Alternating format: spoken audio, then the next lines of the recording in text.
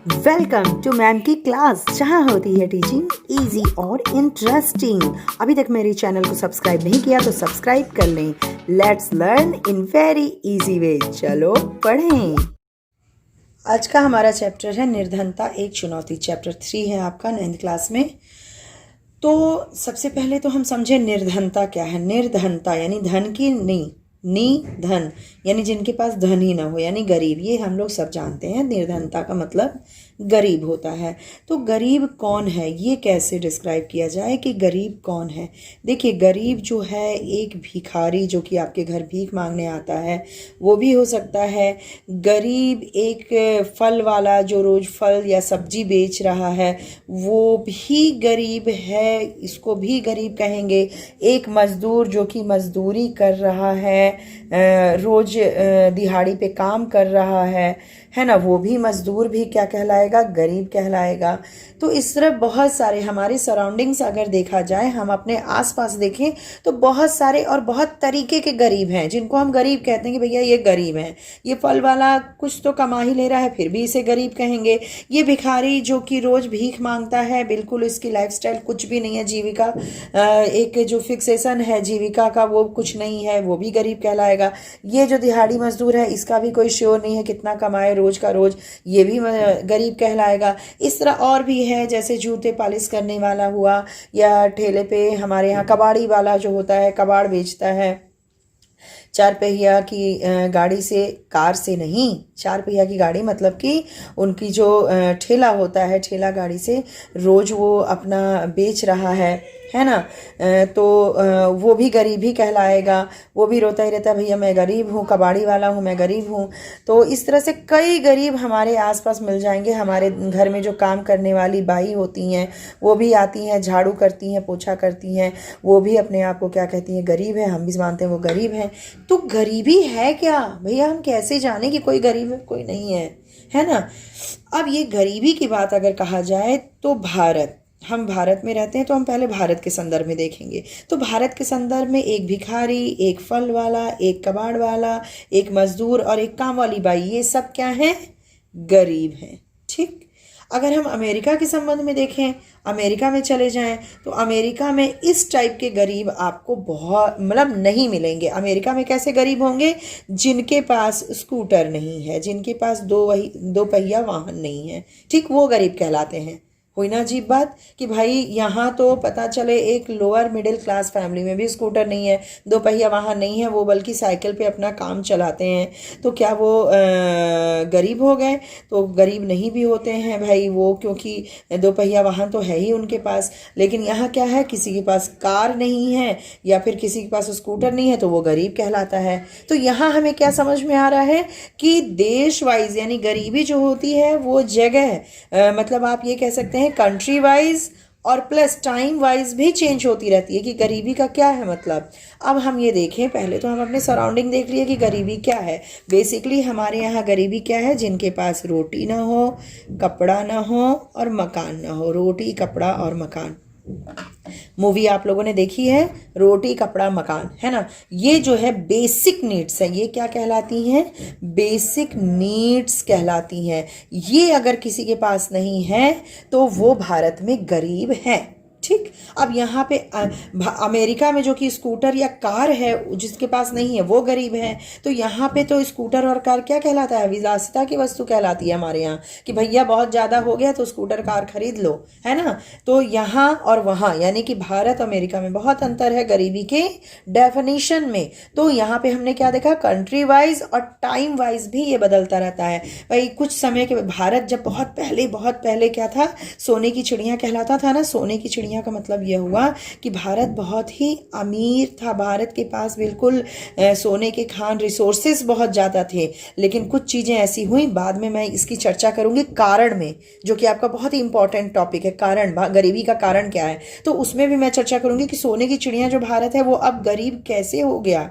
ठीक है। तो भारत जो है सोने की चिड़िया थी, वो गरीब हो गया, लेकिन इतना ज़्यादा इसमें पॉवर्टी बढ़ी। लेकिन फिर उसके बाद आज़ादी जब मिली तो फिर इस जो गरीबी की जो अनुपात है इसमें कमी आने लगी। तो टाइम टू टाइम इसका जो एक हम लोग ने क्राइटेरिया बनाया है कि गरीबी इतना है, ऐसे है, इस वाइज होती है, या फिर इतनी कैलोरी नहीं खाएंगे तो होगी, वो भी मैं अभी बता रही हूँ। तो ये भी टाइम टू टाइम चेंज होता है। तो यहाँ पे कंट्री वाइज और टाइम टू टाइम वाइज भी गरीबी के डेफिनेशन में चेंजेस आते हैं। बहुत ज़्यादा हौच-पौच हो गया ना। चलिए अब इसे एक एक करके समझते हैं कि गरीबी क्या है। सबसे पहले आप इस पूरी फॉर्म में ये समझ गए कि गरीबी क्या होती है। हमारे देश में गरीबी बेसिक नीड्स अगर ना मिले, किसी को रोटी कपड़ा मकान की कमी हो जाए तो वो गरीब है। गरीबी को नापने के लिए एक रेखा खींची गई है, लक्ष्मण रेखा नहीं, गरीबी रेखा। ठीक है, ये भी कुछ कुछ लक्ष्मण रेखा की तरह है कि इस पार जाओगे तो गरीब नहीं हो, इस तरफ रहोगे तो गरीब हो। ठीक है, तो ये जो गरीबी की रेखा है ये भी क्या होती है, कंट्री वाइज अलग अलग होती है।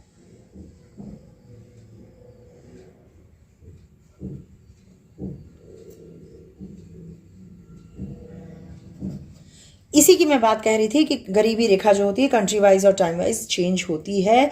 और अगर गरीबी रेखा के नीचे हैं हमारा देश की हमारी बात की जाए तो बेसिक नीड्स नहीं है तो गरीबी रेखा के हम नीचे हैं। अगर उससे ऊपर है उसके ऊपर कब जाएंगे, गरीबी रेखा के ऊपर कब जाएंगे, जब बेसिक नीड्स हमारी पूरी हो जाए, जैसे कि खाना हुआ, कपड़ा हुआ, घर मकान है ना, बिजली हुआ, पानी हुआ।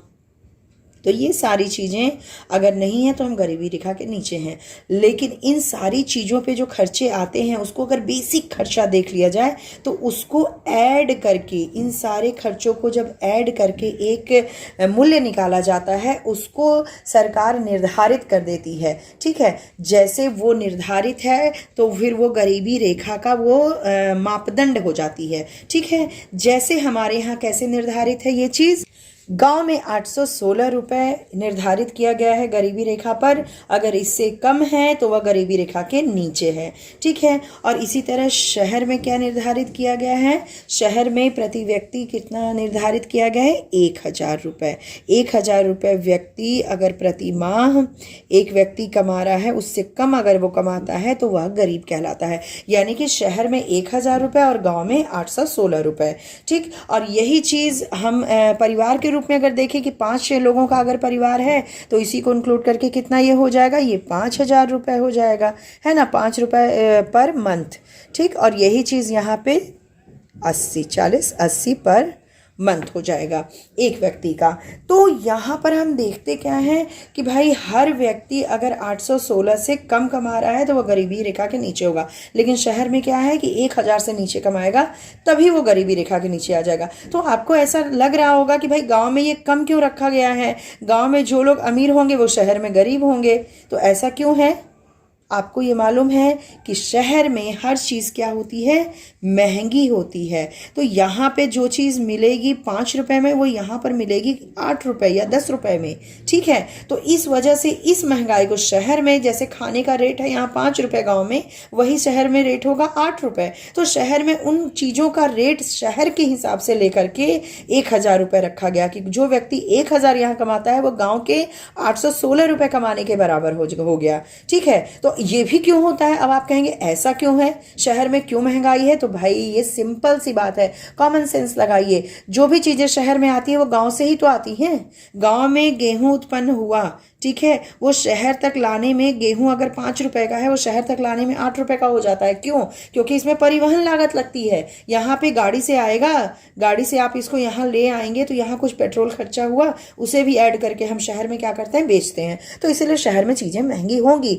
अब सोचिए कितनी विडंबना है कि लोग गाँव से शहर में आते हैं और गांव की चीज़ें ही शहर में आती हैं, वो शहर में आके खाते हैं जो कि गांव में खा सकते हैं रह के। चलिए लीव इट, ये कोई और बातें हैं, ये कोई और क्राइटेरिया। हम लोग अभी यहाँ पे कंसंट्रेट करते हैं कि गांव में 816 प्रति व्यक्ति प्रति माह है, वही शहर में 1000 प्रति व्यक्ति प्रति माह है। ठीक, और यहाँ पर इससे नीचे हो गए तो हो जाते हैं गरीब। ठीक, अब उसके बाद यहाँ पे हम देखते हैं कैलोरी।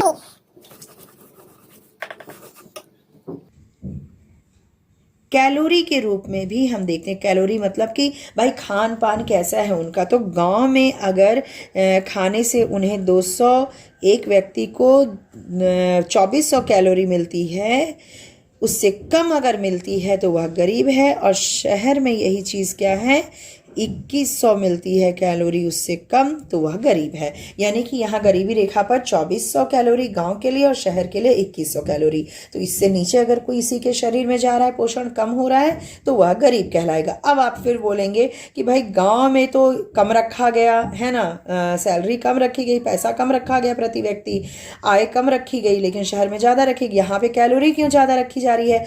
तो भैया गाँव में होता क्या है, गेहूं जो होता है वह पैदा होता है, पैदा करने के लिए लोग किसानी करते हैं। वहाँ के लोग जो होते हैं शारीरिक श्रम जो होता है वह ज़्यादा करते हैं। और शहर के लोग क्या करते हैं, बैठने का काम ज़्यादा करते हैं, मैनेजमेंट का काम ज़्यादा करते हैं। तो जब श्रम की ज़्यादा ज़रूरत है तो फिर कैलोरी की भी ज़्यादा ज़रूरत है ना। तो ये भी है, कॉमन सेंस की ही बात है, लेकिन इसको थोड़ा मैं आपको स्पष्ट कर दे रही हूँ कि शहर में शारीरिक श्रम कम होता है और गाँव में ज़्यादा होता है, इसलिए वहाँ के लोगों को कैलोरी की ज़्यादा जरूरत पड़ती है। ठीक है, तो ये तो बात जानकारी को ही, एक्स्ट्रा जानकारी की, बस ये चीज़ को आप समझ लीजिए कि कैलोरी गांव में 2400 कैलोरी और शहर में 2100 कैलोरी कम से कम कोई पाता है, किसी के शरीर में जाता है, तो भाई वह गरीबी रेखा के नीचे है, बिलो पॉवर्टी लाइन है।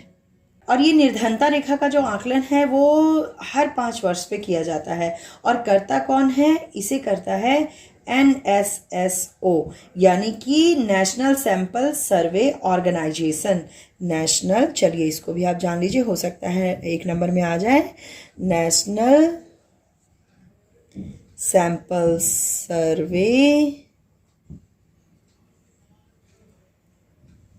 ऑर्गेनाइजेशन।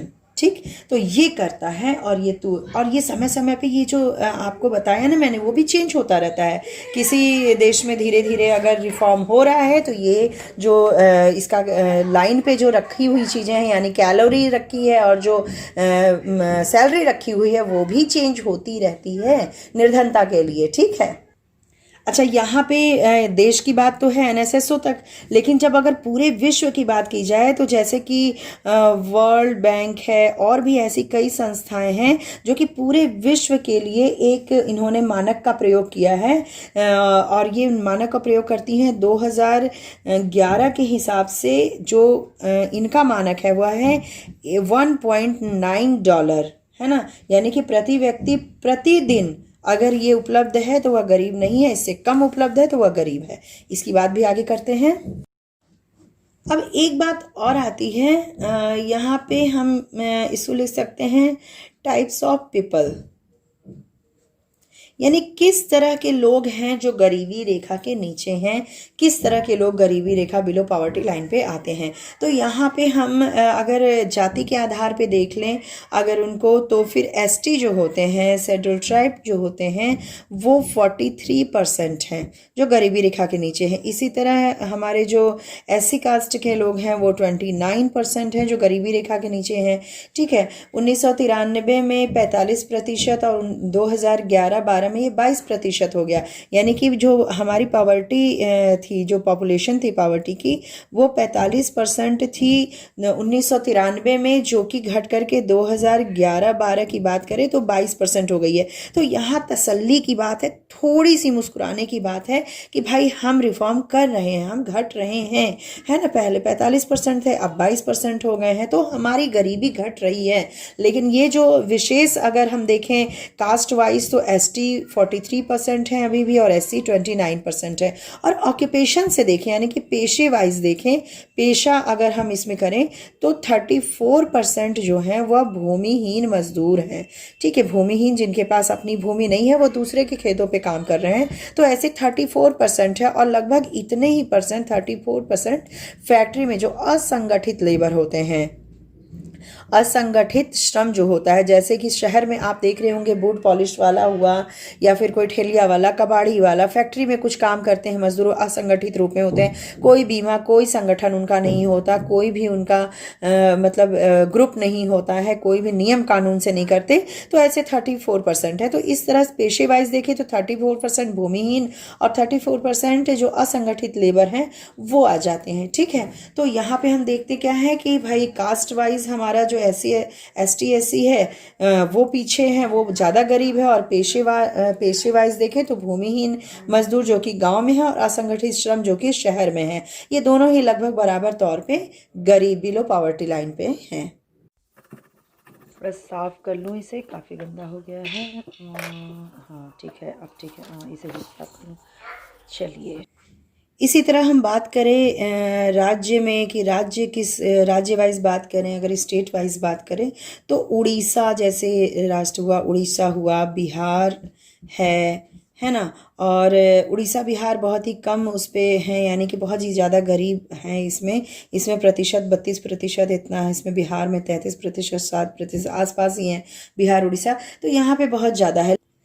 दूसरी तरफ हम केरला हुआ, जम्मू कश्मीर, वेस्ट बंगाल हुआ, या फिर हरियाणा या पंजाब की बात कर लें तो ऐसे राज्य जो हैं बहुत अच्छे स्तर पे हैं, यहाँ गरीबी बहुत कम है। तो इसका कारण भी होता है। इसका कारण क्या है, जैसे उड़ीसा और बिहार में बहुत ज़्यादा निर्धनता है, इसलिए यहाँ पे क्या होता है, एक दुष्चक्र सा हो गया है।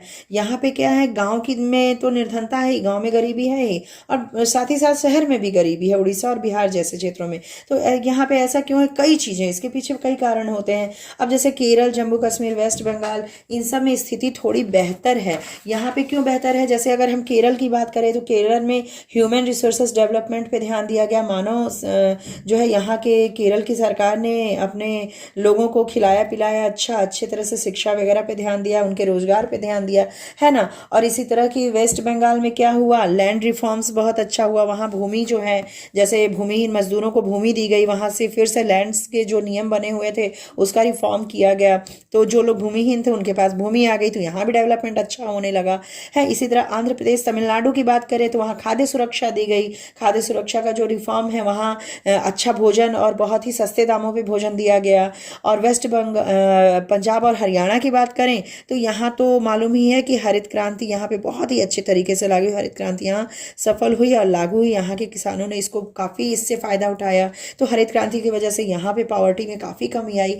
तो यहाँ पर हम क्या देखते हैं कि कुछ राज्यों ने तो बहुत ही अच्छा रिफॉर्म किया, बहुत ही अच्छा, यहाँ पे जो गरीबी है कम है।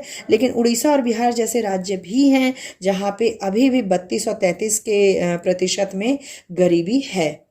यही रिफॉर्म अगर हम वर्ल्ड की तौर पे देखें तो वर्ल्ड वाइज अगर देखें, पूरे वैश्विक गरीबी की बात करें तो 1990 में जहाँ की ये 35% गरीबी थी, अब ये 2013 में इसकी वो हुई है, तो फिर यहाँ पे 10.5% गरीबी, यानी कि यहाँ भी रिफॉर्म अच्छा हुआ है, गरीबी में घटा है। लेकिन फिर भी अफ्रीका जैसे देश हैं, जैसे साउथ अफ्रीका, है ना, ऐसे देश भी हैं जो कि अभी भी काफ़ी गरीब हैं। और चाइना एक समय में बहुत ही ज़्यादा गरीब था, लेकिन इसमें भी रिफॉर्म अच्छा हुआ है। यहाँ भी जो है चाइना बहुत अच्छा। और भारत की बात करें तो ये डेवलपिंग है ना, डेवलपिंग है, तो इसी तरह इसकी गरीबी भी धीरे धीरे कम हो रही है। और जिस हिसाब से कम हो रही है, उससे अगर कम होती रहे तो 20-25 सालों में भारत से गरीबी जो है काफ़ी हद तक कम हो जाएगी, बहुत ही कम हो जाएगी। अगर हम चीन की बात कर रहे हैं तो चीन में जो है 1981 में 88.3% से थी, जो कि 2008 में ये 14.7% हो गई। और 2015 में यह हो गई 0.7%। आपको खुद ही लग रहा होगा कि कितनी रैपिडली इन्होंने घटाया है, क्योंकि यहाँ पे इस पे ह्यूमन रिसोर्सेज पे काम हुआ है, यहाँ पे लोगों को रोज़गार मिला है, यहाँ पे पॉपुलेशन पॉलिसीज़ इतनी कड़ाई से लागू हुई है। तो ये सारी चीज़ें मिलकर के क्या हुई, गरीबी के जो प्रतिशत है उसको कम किया। अब इसी तरह दक्षिण एशिया के देशों को देखा जाए, दक्षिण एशिया में जैसे हमारे भारत हुए, पाकिस्तान हुए, ठीक है, और श्रीलंका, नेपाल, बांग्लादेश, भूटान, तो ये सारे जो देश हैं यहाँ में भी गिरी है। यहाँ भी जो गरीबी का प्रतिशत है वह गिरा। 2005 में जैसे यहाँ पे 34% था, तो 2013 में यह 16.2%। तो यहाँ भी रिफॉर्म तो हुआ, यहाँ गिरी है, निर्धनता के प्रतिशत में गिरावट आई है और निर्धनों की संख्या में भी गिरावट आई है। तो इस तरह से मतलब अलग अलग परिभाषा के साथ अगर देखा जाए, जैसे आपकी किताब में लिखा हुआ है, भारत में भी निर्धनता जो है राष्ट्रीय अनुपात से अधिक अभी भी है। भारत में जो निर्धनता है अभी भी ज़्यादा है, ठीक है। तो इस तरह से यहाँ पे दक्षिण एशिया के देश में भी रिफॉर्म तो हुआ है, लेकिन अगर भारत की अकेले बात की जाए तो भारत में जो रिफॉर्म है वो हुआ तो है, लेकिन अभी और बाकी है। तो भाई बहुत बात हो गई निर्धनता की, ये सारी चीज़ें हम लोगों ने देख ली कि किस तरह से वैश्विक स्तर पे, किस तरह से राज्य स्तर पे अलग अलग निर्धनता है। अब हम इस टॉपिक को यहीं पे रोकते हैं और कंटिन्यू करेंगे इसके अगले पार्ट में, जो कि काफ़ी इम्पोर्टेंट पार्ट होगा, क्योंकि वहीं से क्वेश्चन बनते हैं, जो है कारण, गरीबी के कारण निवारण, ठीक है। वहाँ से क्वेश्चन आपके बनते हैं। यहाँ पे एक जो छोटे क्वेश्चन होते हैं या फिर आपके 1 नंबर के क्वेश्चन होते हैं या बहुउत्तरी क्वेश्चन होते हैं, बहुविकल्पी, वो क्वेश्चन इन पार्ट से बनते हैं। आज की वीडियो में इतना ही, मिलते हैं अगली वीडियो में। ये वीडियो आपको अच्छी लगे तो लाइक कीजिएगा, अगर चैनल पे नए हैं तो सब्सक्राइब कीजिएगा, साथ ही बेल आइकन भी प्रेस कर दीजिएगा, क्योंकि आपको इसका सेकंड पार्ट भी देखना है, जो कि काफ़ी इम्पॉर्टेंट है ना। तो फिर बेल आइकन भी दबा के रखिएगा, और अगर आपकी कोई भी क्वेरीज हो तो कमेंट बॉक्स में कमेंट कर सकते हैं। चलिए मिलते हैं अपने अगली वीडियो में। Goodbye and take care.